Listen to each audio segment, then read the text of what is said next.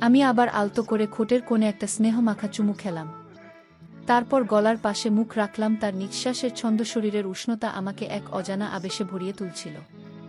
আমার ভিতরেও যেন এক অজানা আলোড়ন শুরু হয়েছিল। আমার যখন 11 বছর বয়স, তখন কাকাতো বোন তুলি জন্মায়। কাকা তখন সৌদিতে থাকতেন। আমরা দাদা দাদির বাড়িতে একসাথে থাকতাম। দাদার ছিল 2 ছেলে আর 1 মেয়ে। কাকার প্রবাস জীবন ছিল দীর্ঘ, প্রায় 16 বছর। দেশে ফিরতেন 2 বছর পর পর। দাদা দাদি দুজনেই ছিলেন হৃদরোগী, তাই কাকিকে দিন রাত ব্যস্ত থাকতে হতো ওদের দেখাশোনায়। তবু কাকি আমার দিক থেকে কখনো নজর সরাতেন না। আমি কোথায় যাচ্ছি, কি করছি, খাচ্ছি কিনা, সবকিছুতেই তার চোখ থাকত। কিন্তু এই তীক্ষ্ণ নজরদারিতে এক ধরনের ছেদ পড়ে তুলির জন্মের পর। কাকি তখন সময়ের বেশিটাই কাটাতেন তুলির যত্নে, আর সেই ছোট্ট শিশুর দেখভালের অনেকটা দায়িত্ব এসে পড়ে আমার উপর।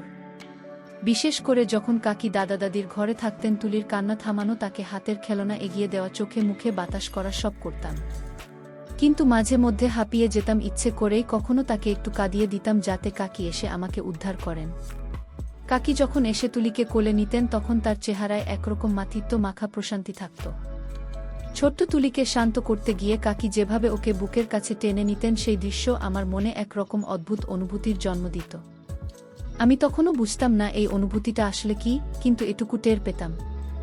মনে এক ধরনের কৌতূহল আর আকর্ষণ কাজ করছে, যেটা আমি কাউকে বলতে পারি না। আসলে আমার তখন যৌনতা বিষয়ে কোনো সঠিক ধারণা ছিল না। শুধু এটুকুই বুঝতাম, কাকির মায়াময় উপস্থিতি আর তার কিছু মুহূর্ত আমাকে একরকম চুপিসারে নাড়া দিয়ে যেত।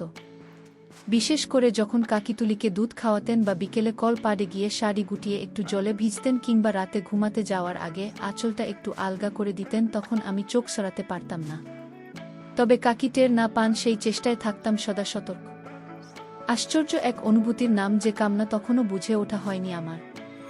শুধু এটুকু বুঝতাম, ভেতরে ভেতরে যেন একটা অজানা আগুন ধীরে ধীরে ছড়িয়ে পড়ছে, আর তার তাপে আমি অস্থির হয়ে উঠছি। কাকির প্রতি আমার টানটা তখন যেন দিনে দিনে গভীর হচ্ছিল। মাঝে মাঝে মনে হতো, যদি মুখ ফুটে কাকিকে আমার মনের কথাটা বলতে পারতাম, তবে সাহস হতো না। কোনোভাবেই তুলিত কাকির কাছে সব সময় আদরের ওকে কোলের কাছে টেনে নিয়ে কাকি যত্ন করে ওকে সময় দিতেন, ভালোবাসতেন। আমি ভাবতাম, আমি যদি ওর জায়গা হতাম। অবশ্য এসবই ছিল আমার নিজের ভেতরের কথা, কাউকে বলিনি কখনো। আমার বন্ধুরা তখন নিজেদের ছোটখাটো অভিজ্ঞতা নিয়ে নানা কথা বলত। কেউ কেউ নতুন কিছু আবিষ্কার করছে, কেউ মজার গল্প শোনাচ্ছে। আমি সেই সব শুনেও চুপ করে থাকতাম। তাদের কথাগুলো শুনতে শুনতে আমার মনে বারবার ভেসে উঠত কাকির মুখ, আর তার আশপাশে জমে থাকা কত না বলা মুহূর্ত। এভাবেই একদিন হঠাৎ করে বৃষ্টিতে ভিজে জ্বরে পড়লাম। শরীর এতটাই খারাপ হয়ে গিয়েছিল যে 2 দিন বিছানা থেকেই উঠতে পারিনি। আর কাকি তো তখন একেবারে ছায়ার মতো আমার পাশে লেগে থাকলেন। কখন খাইয়ে দিলেন, কখন ঠান্ডা পানি দিয়ে কপালে চাপ দিলেন, সব কিছুই করলেন নিঃশব্দে, ভালোবাসার ছোঁয়ায়। দ্বিতীয় রাতটা ছিল একটু অন্যরকম। জ্বর অনেকটাই কমে গিয়েছিল, আর আমি কিছুটা হালকা অনুভব করছিলাম। ঘুম আসছিল না।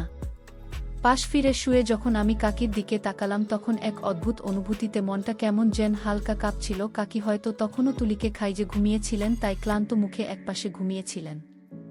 আমি চুপচাপ তাকিয়েছিলাম তার দিকে। স্নেহ, শান্তি আর একরকম মাথিত্ব মাখা কোমলতা যেন ভেসে আসছিল তার দেহভঙ্গি থেকে। হঠাৎ কাকির ঘুম ভাঙো। চোখ মেলেই আমার দিকে তাকিয়ে বললেন, কিরে অভি, ঘুমাস নিয়া ঘুন? আমি আসতে বললাম, না কাকে ঘুম আসছে না। তিনি আমার কপালে হাত রাখলেন, তারপর একটু চিন্তিত কণ্ঠে বললেন, উফ, যা ভয় পাইয়েছিলি, এখন একটু ভালো লাগছে তো? এত দুর্বল, একটু ধাক্কা খেলেই কাবু হয়ে যাস? তোর আসলে মেয়ে হয়ে জন্মানো উচিত ছিল। আমি হেসে ফেললাম, কাকিও হাসলেন। তারপর বললেন, আয়, আমি তোর মাথায় হাত বুলিয়ে দিই, তারপর চোখ বন্ধ করে ঘুমোবো। আমি চোখ বন্ধ করলাম ঠিকই, কিন্তু মনের ভেতর তখন যেন একেবারে ঝড় বয়েছিল। কাকির সেই যত্ন ভরা স্নেহ আর ভেসে আসা চেনা সুগন্ধ, সব মিলিয়ে একটা ঘোরের মধ্যে হারিয়ে যাচ্ছিলাম। আমি ঘরের মৃদু আলো, আমি শুধু টের পাচ্ছিলাম এই মায়া মাখা উপস্থিতি আমার মনে কি অদ্ভুত দোলা দিয়ে যাচ্ছে। বেশ কিছুক্ষণ নিস্তব্ধ থাকার পর হঠাৎ কাকির গলা শুনলাম, হালকা গম্ভীর কিন্তু পরিচিত কোমল স্বরে, কিরে অভি, এখনো ঘুমাসনি? আমি চমকে তাকালাম, দেখি কাকি আমার দিকেই তাকিয়ে, চোখে একরকম প্রশ্ন আবার একরকম মায়াও। আমি আসতে বললাম, ঘুম আসছে না কাকি? কাকি মাথা নেড়ে বললেন, নিশ্চয়ই পেট খালি বলেই ঘুম আসছে না। রাতে তো কিছুই খাসনি। এক কাজ করি, একটু কিছু এনে দিই। আমি মাথা নেড়ে বললাম, না কাকি, এখন খেতে ইচ্ছে করছে না।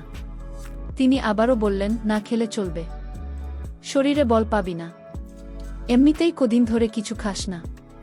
তাহলে এক গ্লাস দুধ গরম করে দিই। আমি থেমে থেকে বললাম, দুধ খাব, তবে একটা শর্তে। কাকি একটু অবাক হয়ে জিজ্ঞেস করলেন, মানে? আমি নিচু গলায় বললাম, তুলি যেভাবে খায় আমিও সেভাবে খেতে চাই। কাকি এই কথাটা বলে ফেলতেই নিজের কথাতেই নিজেই যেন স্তব্ধ হয়ে গেলাম। মনে হচ্ছিল আমি কি সত্যিই কাকিকে এসব বললাম? নিজের ভেতরে এক অদ্ভুত আলোড়ন টের পাচ্ছিলাম। কাকির প্রতিক্রিয়ার জন্য আমি অপেক্ষা করছিলাম। বুক ধুক ধুক করছিল। তাকে কিছুক্ষণ চুপ থেকে মাথায় হাত বুলিয়ে বললেন, এই ছেলে, তুই যে কত দুষ্টু হয়েছিস, বড় হয়ে গেছিস, এখন কি সব বলতো? বলার সময় মুখে একটু হাসিও ছিল। ওই হাসিটা দেখেই যেন আমার সাহসটা একটু বেড়ে গেল। আমি বললাম, তুলি তো রোজ তোমার কোলে শেখায়, আমি যদি একটু আদর পাই তাতে দোষ কোথায়? কাকি মুখে আবারও মুচকি হাসি টেনে বললেন, কি সব পাগলামি করি ছবি? তোর বন্ধুরা শুনলে সারাক্ষণ খেপাবে তোকে। ওকে শুনলে কি বলবে? আমি বললাম, আমি কাউকে কিছু বলবো না কাকি, প্লিজ। না দিলে বুঝ, তুমি তুলিকেই ভালোবাসো, আমাকে না। কাকি একটা দীর্ঘশ্বাস ফেলে বললেন, উফ, ঠিক আছে, নাছোড় বান্ধা একটা, তবে একটাই শর্ত, এসব কারো সঙ্গে বলবি না, না হলে লোকজন তোকে নিয়ে হাসাহাসি করবে। আমি মাথা নাড়লাম। কাকি একটু নরম গলায় বললেন, আয়, এবার আর ছেলেমানুষি করিস না। তারপর কাকি আস্তে করে শাড়ি আর ব্লাউজটা গুছিয়ে বসে গেলেন। আমি ঘরের আবছা আলো, তার মুখটা দেখছিলাম, চেনা স্নেহভরা, কিন্তু আজ যেন একটু আলাদা। আমি ধীরে ধীরে কাছে এগিয়ে গেলাম। কাকি মাথায় হাত বুলিয়ে দিতে দিতে বললেন, এই ছেলে, এত অবাক হয়ে দেখছিস কেন? কোলের আদর পেতে তো সব বাচ্চাই চায়। তারপর আমার কপালে হাত বুলিয়ে একবার চোখের দিকে তাকালেন, যেন বুঝতে চাইছেন কিছু। আমি শান্ত গলায় বললাম, তুমি না থাকলে আমি থাকতাম না কাকি। তিনি মুচকি হাসলেন। তারপর দুজনেই কিছুক্ষণ চুপচাপ বসে রইলাম। বাইরের অঝোর বৃষ্টির শব্দে ঘরটা আরও নিঃশব্দ হয়ে উঠেছিল। কাকির চোখে মুখে মায়ের ছায়া, আমার চোখে একটা চুপচাপ অপেক্ষা, আমরা দুজনেই তখন সেই ঘরের ভেতর এক নরম নীরব অপরিচিত আবেগে জড়ানো ছিলাম, যেটা কারো সঙ্গে ভাগ করে নেওয়া যায় না, শুধু অনুভব করা যায়। কিছুক্ষণ এক অদ্ভুত ঘোরের মধ্যে ছিলাম আমি। হালকা আলো, নিঃশব্দ রাত, আর কাকির গা থেকে ভেসে আসা পরিচিত সেই গন্ধ আমাকে যেন পুরোপুরি ঘিরে ফেলেছিল। চোখ বন্ধ করেই অনুভব করছিলাম আমি কোথায় যেন হারিয়ে যাচ্ছি, এক জায়গায় যেখানে আমি আর কাকি ছাড়া কেউ নেই। হঠাৎ কাকির গলার নরম আওয়াজে হুঁশ ফিরল। কাকি আসতে হেসে বলল, আহারে, এমন করে করলে কিছু হবে রে দুষ্টু, এত মোলায়েন করে করলে কি তোর কাকি কিছু পাবে? আমি চমকে তাকালাম, লজ্জায়, কৌতূহলে আর উত্তেজনায় আমার গলা শুকিয়ে গেল। কাকি আবারও বলল, আয়, আমি যেমন বলি তেমন করে চেষ্টা কর, তুমি কেমন আরাম লাগবে। তারপর কাকি নিজেই সামান্য সামলে নিয়ে বলল, এইভাবে নয় রে পাগল, একটু জোরে কর, তবেই না আদরটা টের পাওয়া যায়। আমি চুপচাপ কাকির কথা মতো করছিলাম। ওর গলার টনে তখন একরকম প্রশ্রয় আর আশ্চর্য রকমের কোমলতা ছিল। আমার শরীর তখনও কাঁপছিল, কিন্তু মনটা কেমন শান্ত লাগছিল। কিছুক্ষণের মধ্যে আমি পুরোপুরি সেই মুহূর্তে ডুবে গেলাম। আশেপাশে কিছুই টের পাচ্ছিলাম না, শুধু মনে হচ্ছিল তাকির প্রতি এই যে ভালোবাসা, আদর আর একরকম চেপে রাখা অনুভূতি, সেটা যেন এক এক করে খুলে যাচ্ছে আমার ভেতর থেকে। আমি মাথা তুলে কাকির দিকে তাকালাম, দেখলাম কাকি চোখে মায়াভরা একটা দৃষ্টি নিয়ে আমার দিকেই তাকিয়ে আছে। তার এক হাত আমার মাথার উপর ধীরে ধীরে চুলে বিলি কাটছে। আমাদের চোখাচোখি হতেই কাকি মৃদু হাসল, তারপর নিঃশ্বাস ফেলে বলল, উফ, দুষ্টু ছেলে একটা, সব ভালো জিনিস তো দেরি চাই। আমি লজ্জায় মাথা নিচু করে বললাম, তোমাকে ব্যথা তো লাগেনি? কাকি একটু চুপ করে থেকে বলল, না রে পাগল, তোকে আদর দিতে আমার কখনো কষ্ট হয় না, বরং তুই যখন আমার এত কাছাকাছি থাকিস তখন মনটা শান্ত লাগে। তারপর কাকি নিজেই আমাকে জড়িয়ে ধরে বলল, আর একটু খাবে? থাকলে দিতাম তো। আমি বললাম, খেতে চাই খুব। কাকি তখন একটু হেসে পাশ ফিরল, বলল, আচ্ছা, দেখি শেষটুকুতে কিছু মজুত আছে কিনা। তারপর কাকি নিজেই ধীরে ধীরে আমাকে কাছে টেনে নিল। আমি কোনো কিছু না ভেবেই চুপ করে রইলাম। তাকে চোখ বন্ধ করে নির্বে আমার মাথায় হাত বুলিয়ে যাচ্ছিল, যেন এক আশ্রয়ের মতো করে। কাকে কিছু বলল না, শুধু আমার মাথাটা টেনে নিজের বুকে চেপে ধরল আরও শক্ত করে। আমি ওর গায়ের সঙ্গে মুখ ঠেকিয়েছিলাম।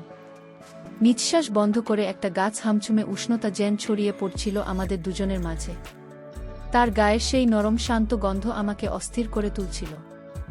বুকের কাছটায় মুখ রাখতেই মনে হলো, এটাই বুঝি ওর সবথেকে নরম আর সংবেদনশীল জায়গা। পরে একদিন কাকি হেসে বলেছিল, সব মেয়ের একটা জায়গা থাকে যেটা কেউ আদর দিলে মনের জোর তুলে যায়, আমারটা বোধহয় এটাই।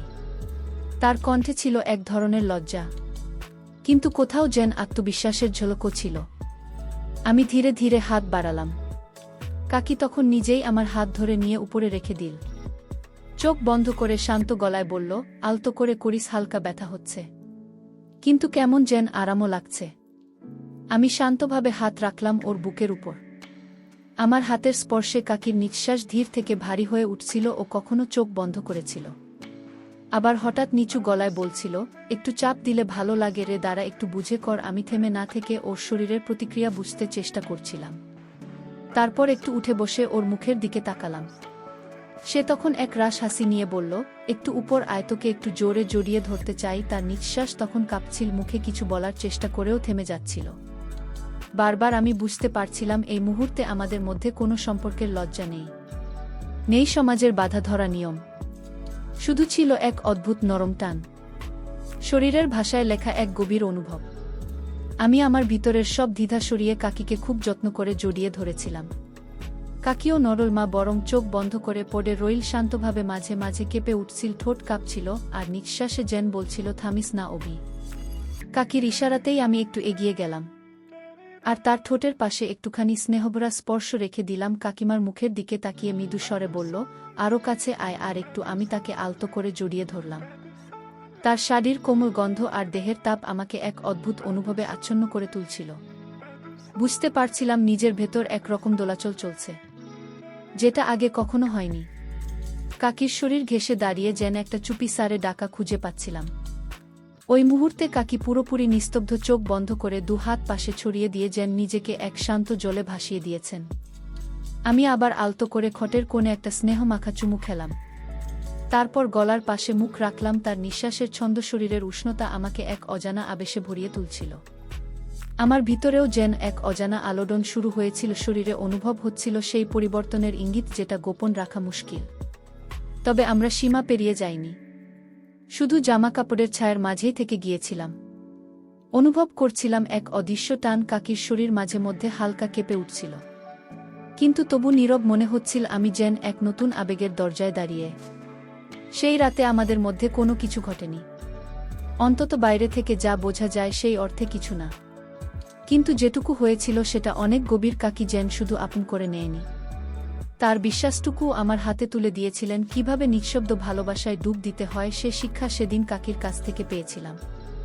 সেই রাতটা আমার মনে গেঁথে আছে।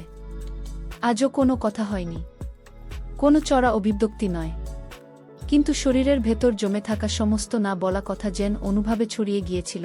সেই রাত থেকেই আমাদের মাঝে গড়ে উঠেছিল এক নতুন সম্পর্ক, নির্বাক, অনুভবময়, অদৃশ্য অথচ অমোঘ।